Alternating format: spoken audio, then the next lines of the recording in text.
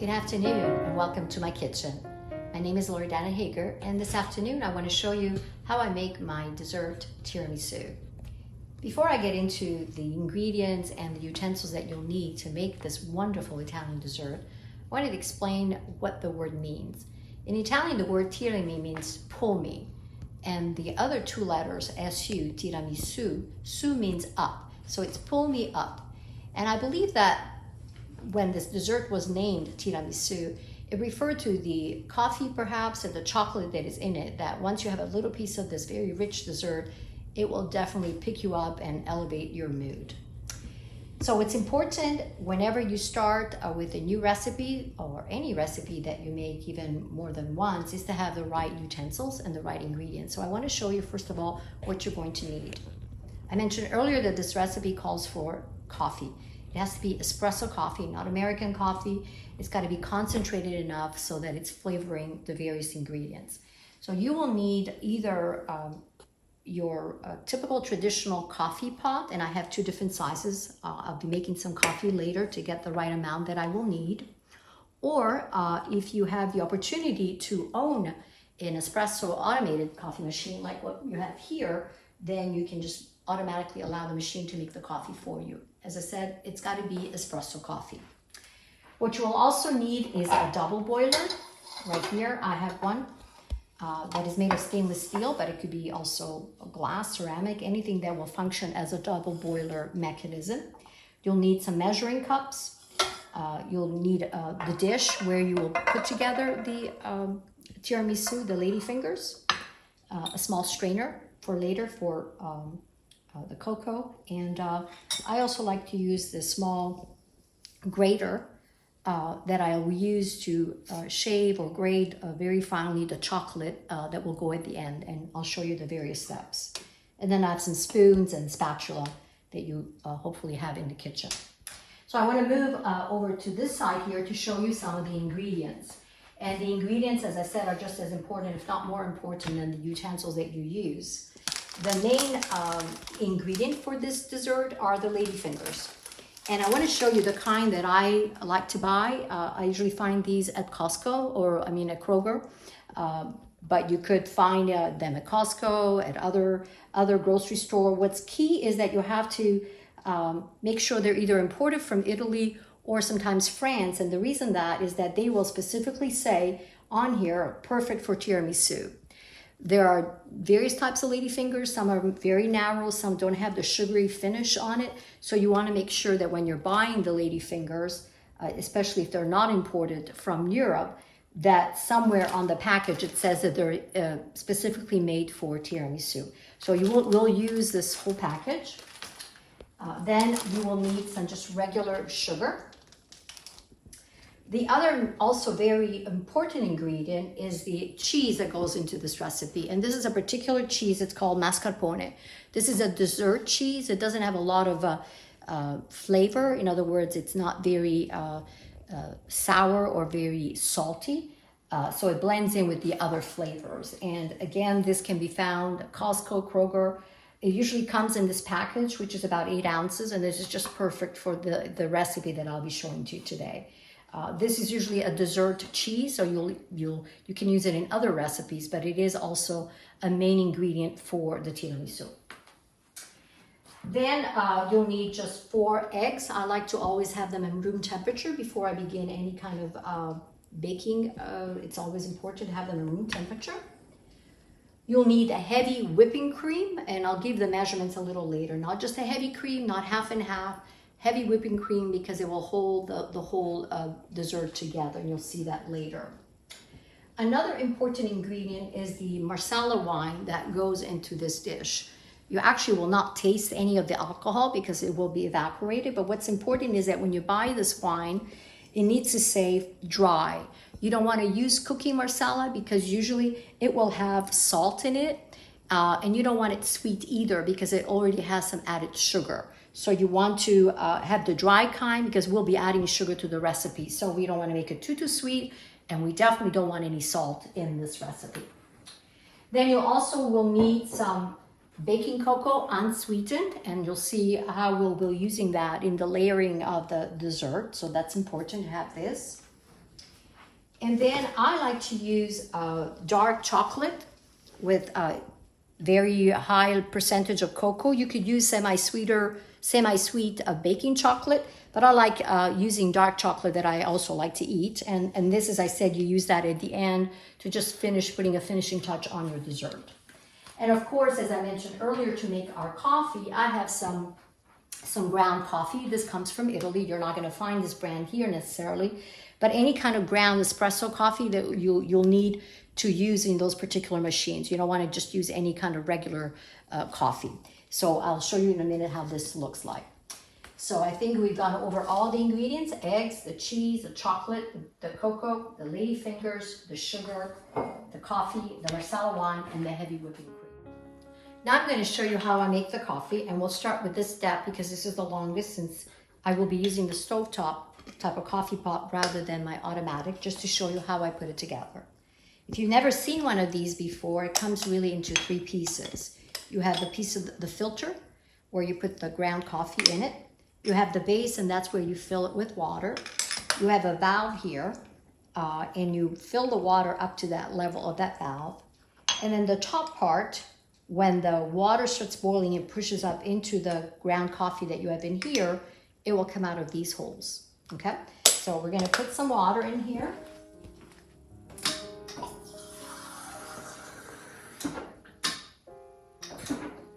So as I mentioned, I filled it up to the valve. I'm gonna put the little container in it. It's important that the water does not go beyond these little holes. And then I have a small spoon, and as you see, the coffee that I mentioned earlier, which is espresso, smells really good. You actually take this and you put it in the little cup and you fill it all the way up. You don't want to tap it too tightly or too pressed down, and you definitely don't want to go over, because then you'll have all the ground coffee around the seal and it will come out outside of the seal once it starts to boil. So I have that. So I'm going to put that over, return it until it comes to an end, not tightening it too much. We will hear it once the coffee starts coming up. I'm going to do the same now with the larger pot. The next thing that we want to do are the putting together the eggs, the Marsala wine, and the sugar. Before I show you how to put together the eggs, the sugar, and the Marsala in the double boiler, I just want to show you that this coffee, some has already come up in the little one, and you can see all the coffee is there. But I want to show you the mechanism of, and the sound when this comes up. You can see the water is boiling and is pushing the water through. And we're going to move it away, otherwise it's going to be splashing. I'm going to close it as it continues to. So the coffee now has come up. As you can see, it comes almost to the top, both of them, the little coffee pot and the bigger one. What's important is when you make the coffee, whether you use these pots or the automatic machine, is you want to make sure that the coffee is cold, or at least at room temperature, before you dunk the ladyfingers in it. Otherwise, they will fall apart. So I like to pour it into this little dish, and you can find your own in your house, as long as it's deep enough to hold all the coffee. And also, why I like this dish is that it's flat and it's wide enough for me to roll the ladyfinger one at a time. And you'll see that when we get to that step, why I find this more helpful. So I'm going to pour all of the coffee. The wonderful aroma. If you could just smell this, it's just awesome. Of course, I prepared a couple of cups, hoping maybe that if I don't use it all, I can have a cup of coffee as well. But we want to make sure that we have enough for our tiramisu. So I'm going to pour it all in there to the last drop. Wonderful. Okay, so I'm going to leave this aside. And while this cools off, then I have time to work on my double boiler. So we're going to go over there and we'll show you the ingredients. As I mentioned earlier, while the coffee is cooling off, I'm going to show you how to put together the ingredients that go into double boiler. You need to put some water at the bottom. You want to make sure that you have enough that will create steam but you don't want to overdo it that it's actually touching the bottom of this pan, because you don't want to be cooking it. You want to use the steam or the heat from the steam to cook the ingredients that I'm going to be putting in here. So a lot of the measurements that I'm going to share with you are in the metric system measurement, because it is an Italian recipe that's been passed down in my family. So I have it in grams, milliliters, but I'll tell you what the conversion is. So we'll start with the Marsala wine that I mentioned earlier, the dry type. There is no sugar or salt added. And you'll need about 16 milliliters, and this converts to about a quarter of a cup, or about 2 ounces if you're looking at the dry weight kind of measuring cup, or about 60 milliliters. So I'm going to pour that in here. And as I mentioned, you'll see it with the double boiler and the process, all the alcohol will be evaporated eventually. The other ingredient that you add to this is the sugar, just cane sugar. And again, in the metric, it takes about 155 grams, or a little bit over a quarter of a cup. Actually, I meant more than a half a cup. It's about 5 ounces, all right? So either 5 ounces or 155 grams. And if you have a scale like I have here, which gives you ounces or grams, you can measure or you can weigh your sugar that way as well. So I'm adding again about 5 ounces of sugar to the Marsala. And then the last ingredient that is mixed together with these two are the eggs. And what you're using of the egg is actually the yolk. I mentioned earlier, I believe, the whole egg, but I was incorrect. You actually just use the yolk and you separate the eggs. I already have 3 in here. I have the egg white in here. So I'm just gonna add the last one, which is the 4th one, and I'll pour the egg white in here and get rid of as much as possible, just going back and forth. You want to make sure that you get rid of all the egg white. And then I'm going to pour it in here first so that I don't get any eggshells in that. So I have 4 eggs in here, and I'm going to add it to the sugar and to the Marsala. And what is going to be happening next, we'll go over again to the stove, and we will be cooking this. So we're going to go right over to the stove and do that right now.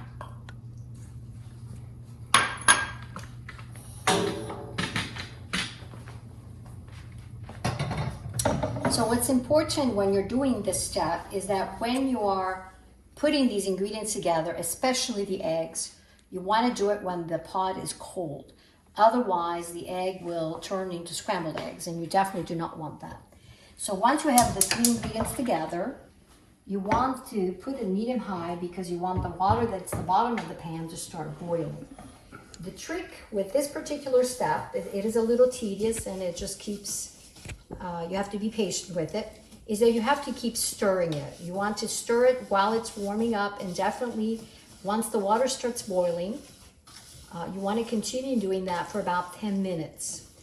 The reason being is that you want to make sure that the sugar, the Marsala wine, and the eggs are well mixed together. As much as these eggs are pasteurized, you also want to allow the heat to cook the eggs, because you will be putting this in the dessert, and so you'll be eating this. So you will see as the water starts heating up, and it's not yet boiling, but it will soon be doing that. I want to make sure that I keep stirring, because if I don't, then the sugar also starts sticking to the wall of the pan, and you want to make sure that it's all well blended together. But this is the part that's the more tedious part, and the part that takes just a little bit of patience, because you have to just keep stirring. And then you also have to wait that this cools off as well. Again, critical piece, just like the coffee, you want this cold.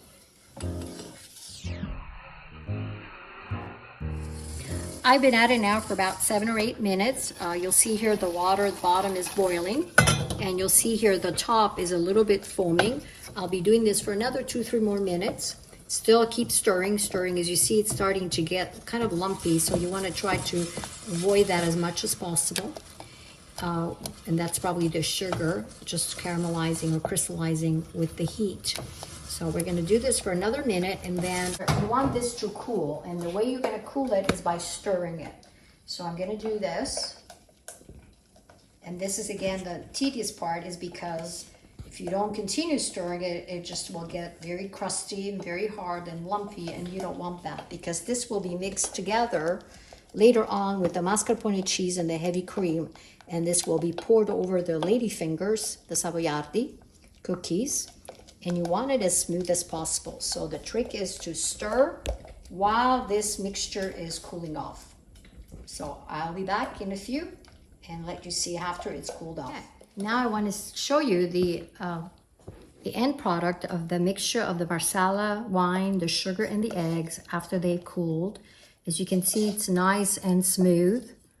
There are no lumps, and that's really important, and that you have to stir it. If perchance, and this has happened to me several times, it gets lumpy, one kind of cheating trick that I use is I'll pour this over the strainer. So any kind of lumps that may have formed, again, maybe the pot was warm or you didn't stir it hard enough and the egg coagulated, it almost becomes scrambled. So you want to avoid that. You want to have this nice clear mixture. So what we're going to be doing is we're going to be mixing this with the mascarpone cheese and the heavy whipping cream.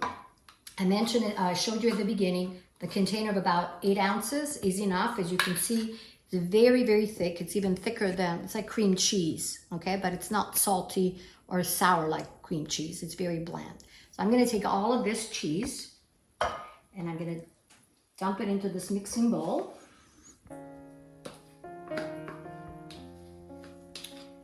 So I will do that.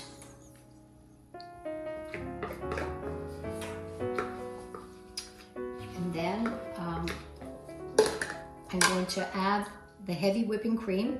I have the amount in here again in metric. It's about 250 milliliters, or in cups, it's about one cup and an eighth, all right, or 250 milliliters. So heavy whipping cream goes into the bowl along with the cheese, can there.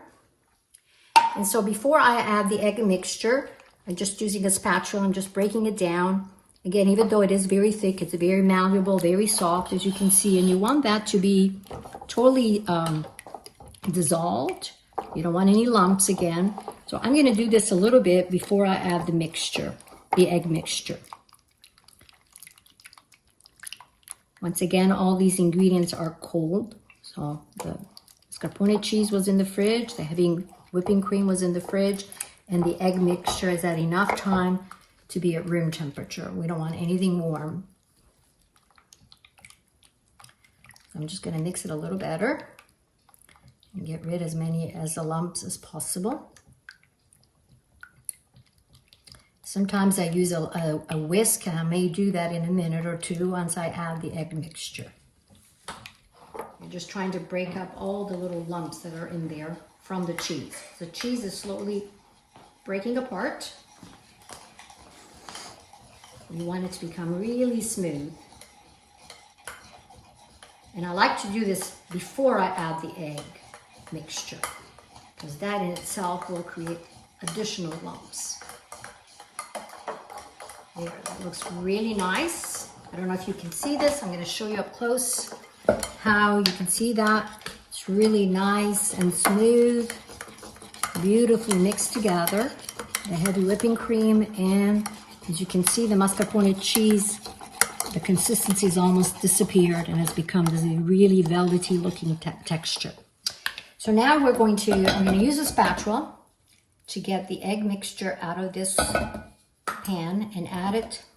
And you'll see a beautiful caramel color. I'm just going to pour and get all of it out of the pan. This is why I like to use a spatula, so I don't waste any of this. Wonderful. It smells wonderful. The Marsala in the egg and the sugar. I can smell that. It's very sweet. Here, you want to add it all in there. No lumps, as you can see. No crystallized sugar or lumpy egg or scrambled egg.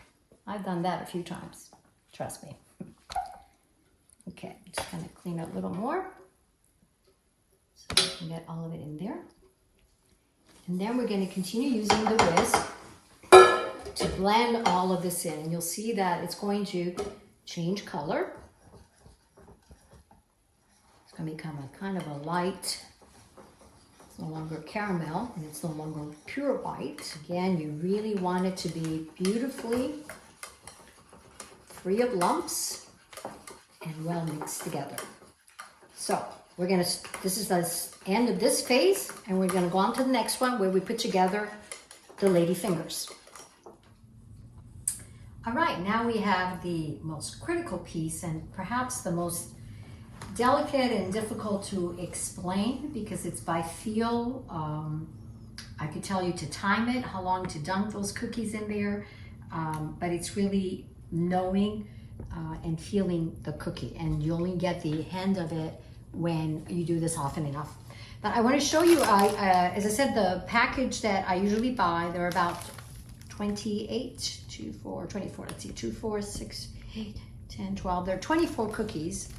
The recipe calls for about 30, but sometimes they're thinner or they're narrower. This is just perfect.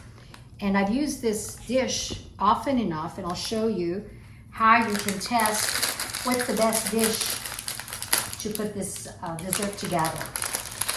If you want it to be nice and compact, you'll see the mixture that we mixed earlier with the cheese and the egg and the heavy whipping cream. It will be poured over the lady fingers, but you also want to make sure that it's nice and compact and you don't have them floating around. So you want it to be as tight as possible. And so what I like to do, let's say I were to change a dish, and I would have to have then more cookies available if I was going to use something a little bigger. But I wanted to show you, when I first started using the dish, I wanted to make sure that I had the right container. So what I did was, I just took out the lady fingers. As you can see, they have this very thin sugar coating. They're all the same size. And they're very, very porous and light, and that's why when you'll dunk them in the coffee, in the espresso, it's important not to leave them in there too long, or otherwise they will fall apart even before you put them back in the dish. So I like to make 2 layers. If you want to use a smaller dish, you'll end up having maybe 3 layers if you use the whole package. So it's really just preference, how you serve it and how you cut it, whether you see 2 layers or 3 layers. I like to have 2 layers. And so what I've done is, so that's 1 layer. And then, so I know I'm gonna have to maybe, I don't know if you can see this here, I'm gonna have to maybe cut a little bit, half of the cookie to fit in there, to fit snugly. And then the next set of cookies, there's another 12, will be laying right on top. So I know that this dish is good enough for these amount of cookies, okay? So I'm gonna take them out again. And what we're going to be doing, one at a time, is we'll take each lady finger, and I will be dunking it into the coffee that has been cooled. It's been at room temperature now for a while. So what I'm going to be doing is I'll be creating the first layer after I dunk each one of them, and then we will be covering it with the cocoa powder, the unsweetened cocoa powder. I have the strainer just to make sure that I don't get any kind of, you can see there are some lumps in this. So I want it to be smooth and evenly distributed all over the cookies. And we'll repeat that twice. So usually I dunk them first with the sugar part, just out of habit. I'll do that. I'll turn it over one more time, and then I'll try to get rid of the excess. As you can see, it's kind of soggy. You want it to be wet enough, because if you don't, and this is from experience, what will happen is that when you pour that liquid of the sugar, the cheese and the heavy cream and the mascarpone, they'll start floating to the top if you haven't wet them enough. Again, they're very porous. So again, you poured it in there. You drip off the excess. The coffee, the amount that we made, I mentioned to you that you need about 8 ounces. I have about 12 just to make sure. I want to not run out of coffee, that I have to make some more and wait until it cools off. Now I can tell that these are very, very delicate. Once I take them out of the coffee, they do get kind of mushy, so you need to be careful. It is a delicate process. As I said, you don't want them to fall apart. If they do, not a big deal, because again, that mixture will cover it. And so when you're serving it and cutting it up in pieces, people will not really know that you've broken the cookie. But you want to try as much as possible. So you're kind of just rolling it. You can see I'm doing that quickly. I don't want it to rest in there to absorb too much coffee, but enough, because you want that flavor through and through. It's very, very important. So I'm going to continue doing this till I have the first layer. And you can see why I like this dish. As I said, it's flat and wide enough for me to do this, and I do that one at a time. It's important to do this one at a time. So I'm going to put that one over there.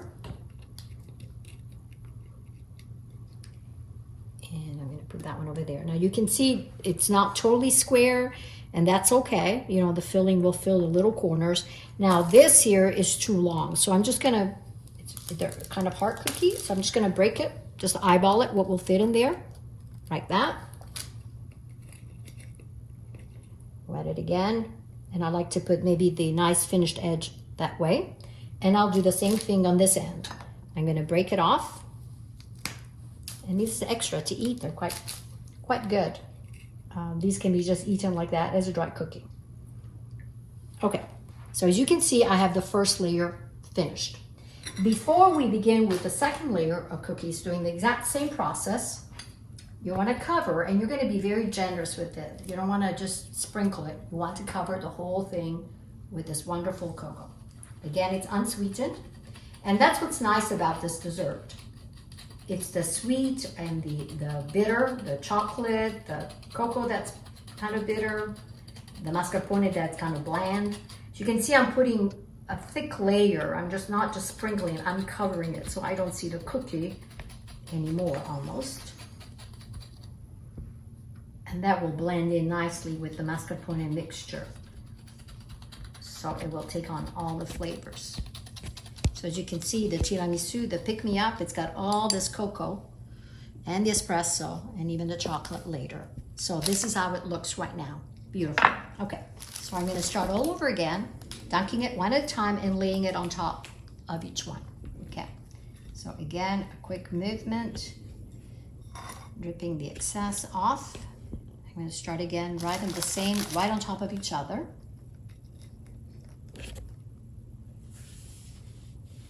And the second one goes there.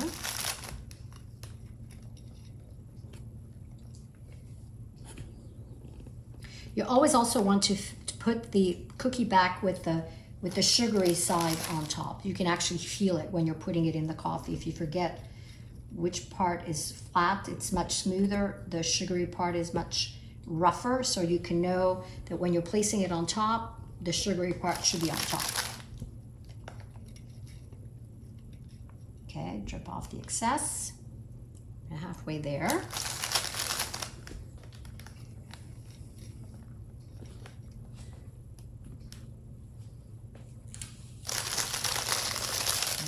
Few more cookies. Make sure that that's totally nice and wet. Again, you don't want these to float.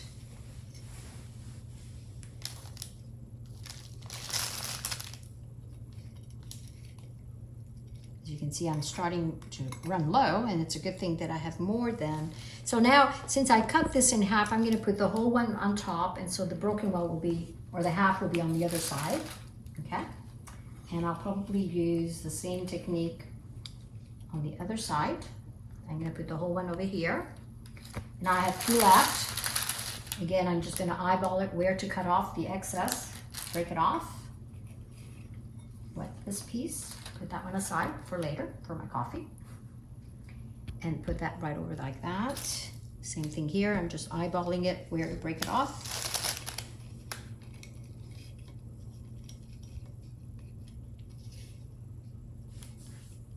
As you can see, you have a little bit of coffee left, and that's great because you don't want to run out.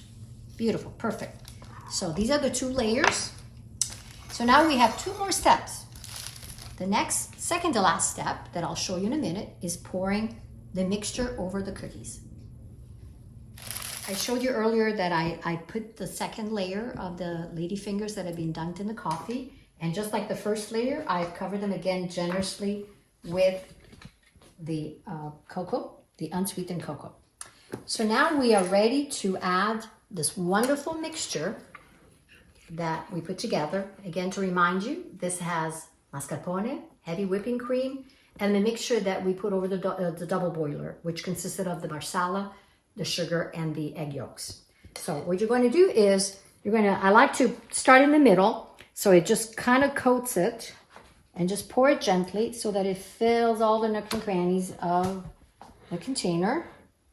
Again, you want to make sure that it's going to go all the way to the bottom so that whenever you're cutting a piece, everybody is getting the same amount of wonderful, awesome cheese mixture, heavy whipping cream, marsala, sugar, and eggs. So I'm going to use in a minute the spatula to clean all the extra. I don't want to lose any of this. I'm just going to put this down, grab my spatula. There's quite a bit left in here.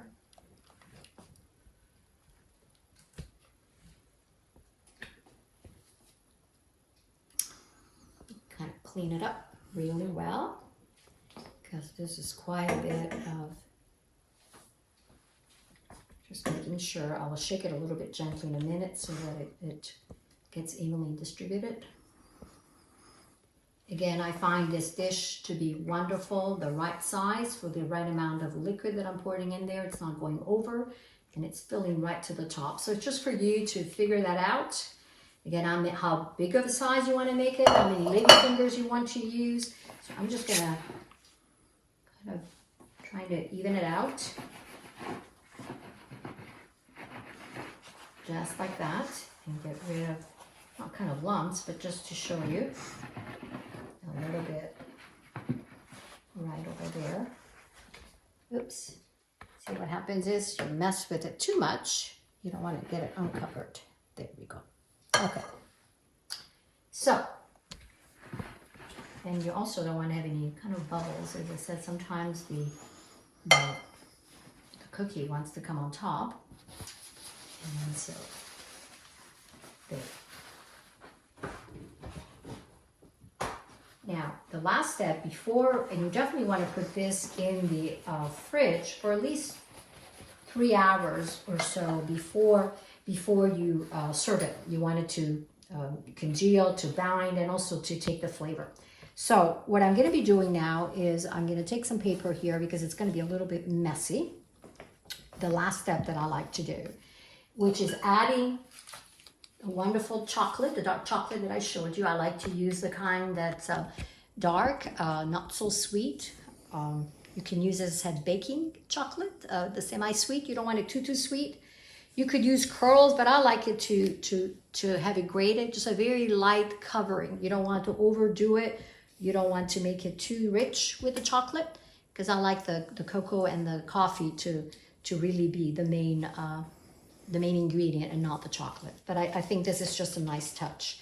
It does get messy though, because I didn't do this, but it would help to put this in the fridge before you do this so that it's a little cold, and it's you put it in the freezer and it doesn't start melting in your hands as you manipulate it, as you use it. And I've got a piece of paper around it because the grating, I'm just going to do it all over because I want this to, as you can see, cover everywhere. So some of the chocolate will be going everywhere. You can put as much or as little as you want. You can grate it before and you can sprinkle it. You can add, you can put as much as you want. You can make a design on it, cover paper and only have some of it covered. Some people don't like putting this on top. I just think it's a nice touch, both aesthetically and also the flavor when you're serving it, whatever amount you're serving each piece, having a little bit of this chocolate. What I found over the years in making this, it'll keep for 2 to 3 days. But if you keep it in the fridge longer than that, the dessert will start getting a little soggy at the bottom. I think we're done. So here's my tiramisu from Loredana. Well, guess what? We did it. Here it is. The last step was covering it with chocolate, or grating it. And as you can see, I like it very, very thick in terms of amount of chocolate, that you can't see any more of the mascarpone mixture. You can go as light or as heavy as you like. You can even put curls on it. But what's important is before you dig in and eat this, is it needs to go in the refrigerator. So I'm sorry, but you're just gonna have to be a little more patient and give it another 2 or 3 hours before you serve it. So this is a great dessert to prepare in the morning, say if you have a party, in the evening, and it's ready to go, or even early afternoon, and it's ready to be served. So I like to cover it with cellophane before I put it in the fridge, so I'm gonna do that. It's gonna look kind of interesting because some of these chocolate shavings will wanna cling to the paper, and that's all right. Okay, you just wanna cover it so that it's just protecting it when you're putting it in the fridge. Okay. There we go. This is ready to go. Just beautiful. And voila, the tiramisu. Hope you will try this recipe and let me know how it goes. This is divine. It's one piece. I've shared it with somebody in my household too. Don't think I ate all of that. But I just wanted to show you how the 2 layers, having been in the fridge now for about 3 hours, what it looks like. And here on my dish. This is simply delicious. And what's best that goes with it is a wonderful cup of espresso. Squisitissimo. This is so good. You'll want to do this again and again and again. Buon appetito.